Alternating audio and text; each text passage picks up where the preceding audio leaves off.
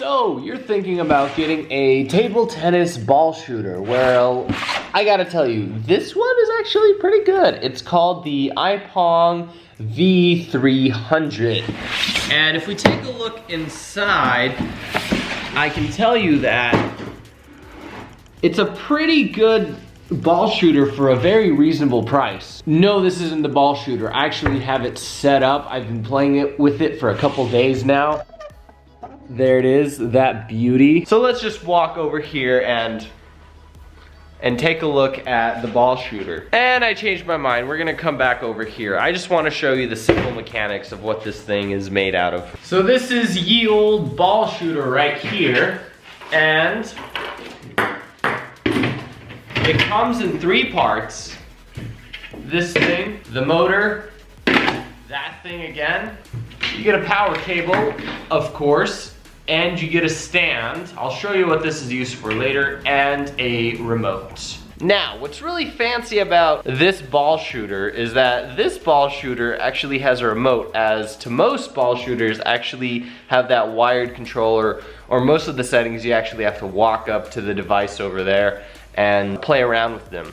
It feels so nice setting it up, clicking play, and just slipping this into my pocket and continuing the game. Okay, no more beard, I'm getting itchy. Let's do a little setup now, because you probably got yours in the mail, or if you're thinking about how complicated it is to set this thing up, simple. Which side is top for these? It doesn't matter. That goes in, twist, locked. Same with this one. This goes in, twist, and lock.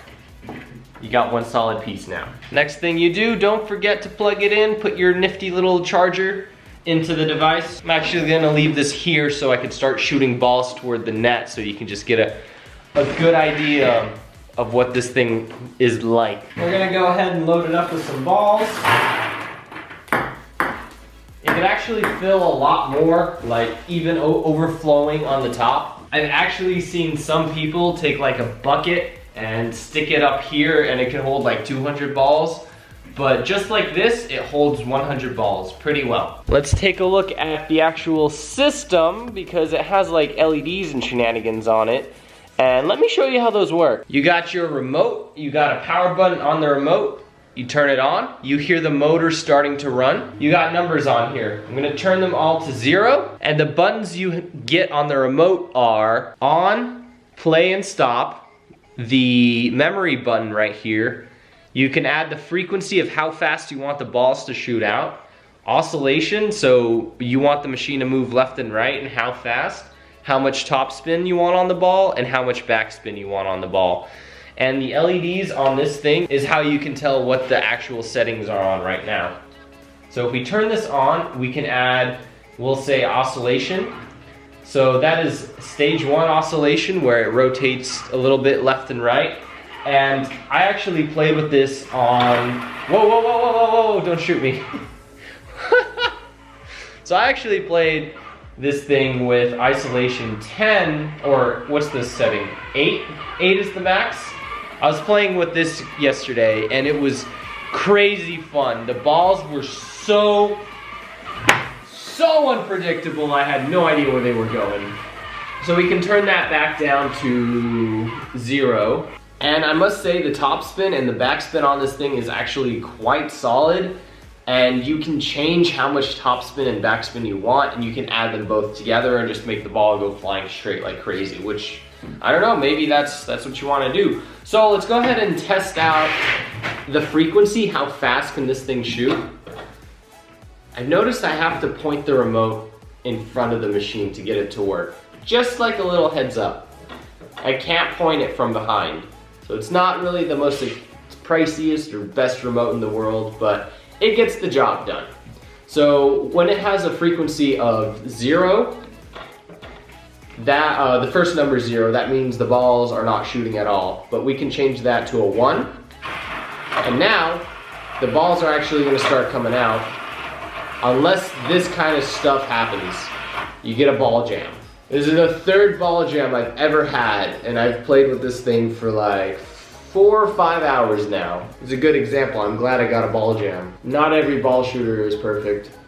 I've heard that a lot of these jam up anyways, so let's poke around a little bit. I like to be completely and 100% honest in my reviews, so that's why I'm leaving this in here. I did find the thing that caused the ball stuckness, whatever you call it. Let's take a look. Okay, and if I get rid of this one, still nothing. Okay, come on. Shoot something. So we're gonna kill all of these balls actually. We're gonna get rid of all of them. Good, now there's no more balls in the machine. Now's a good test to just put one ball in at a time and just test how well this thing can shoot. 3 top spin, 0 back spin, 1 frequency. This thing is rotating. I actually should show you what this looks like inside. So this is what it looks like. This is what's supposed to happen. There we go. And it's eating the balls. Good, good, beautiful. Now that everything's working, we can continue the review. Okay, 1 frequency, 0 all other settings. The ball does not go. And we're gonna add 1 top spin. Maybe I need to push. Yeah.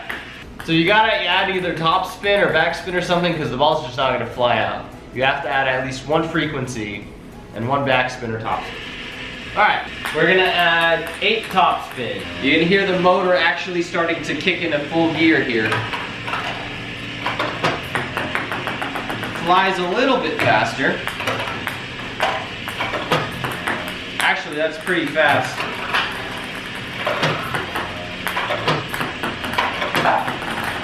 Now to make things worse, we can add backspin to this. We're gonna add 8 backspin. Now the motor's really kicking into full gear. Throwing a couple balls. Bam! You can, I don't know. These things are not even hitting the other table.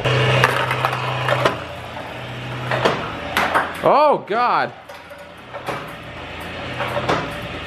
That is the full power. But let's do this. Let's do full power and full speed. We're gonna throw all the balls in there. 8 frequency, 0 oscillation, 8 backspin, 8 topspin.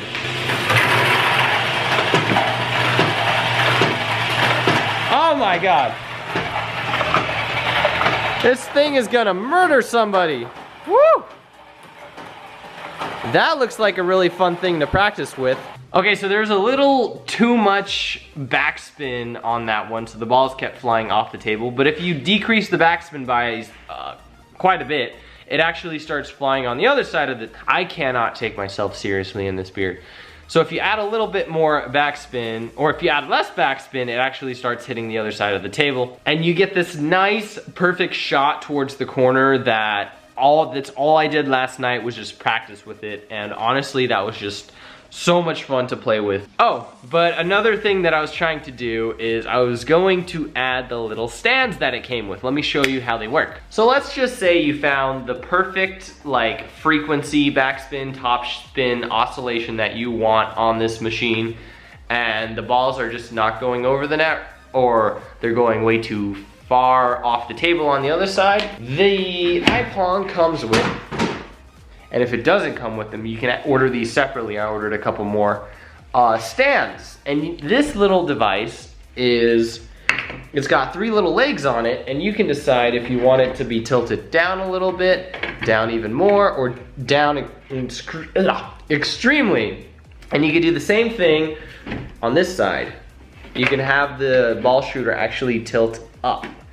And that's actually really great to do. You add a bunch of top spin, you have it aim up, and it goes down on the other side perfectly.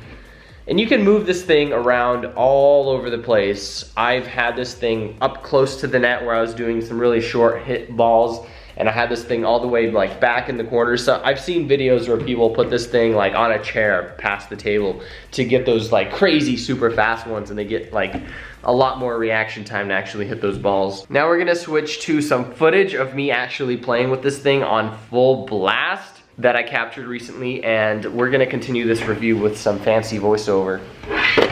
This is Tony Sticks from Inside the Computer, and this is some footage of me playing against the iPong, or using the iPong for training last night. Right now I'm throwing myself a bunch of short balls barely over the net so I can practice hitting those back.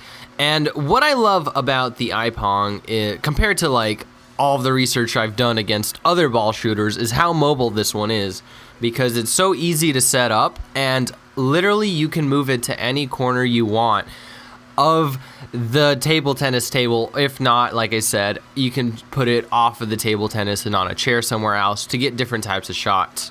For this one, I did 8 topspin and I believe between 4 and 8 oscillation, and I just had really fast balls coming at me left and right, and it was very unpredictable, and it was actually helping me work on my footwork and my reflexes.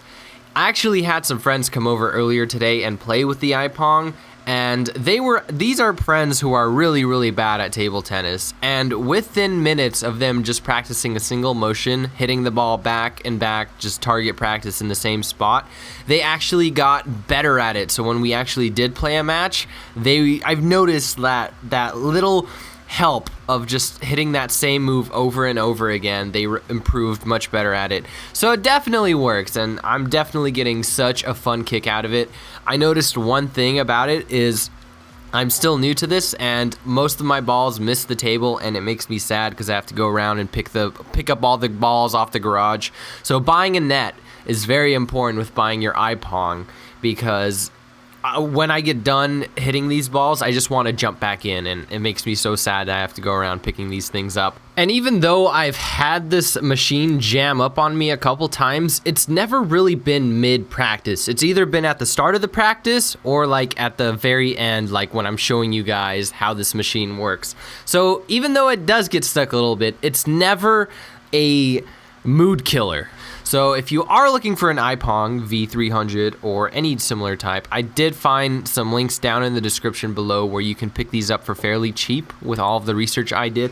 Also, a net is very important. If you haven't bought a net, that's also in the description below. Thank you very much for watching. This has been Tony Sticks, and may you guys keep on practicing hard.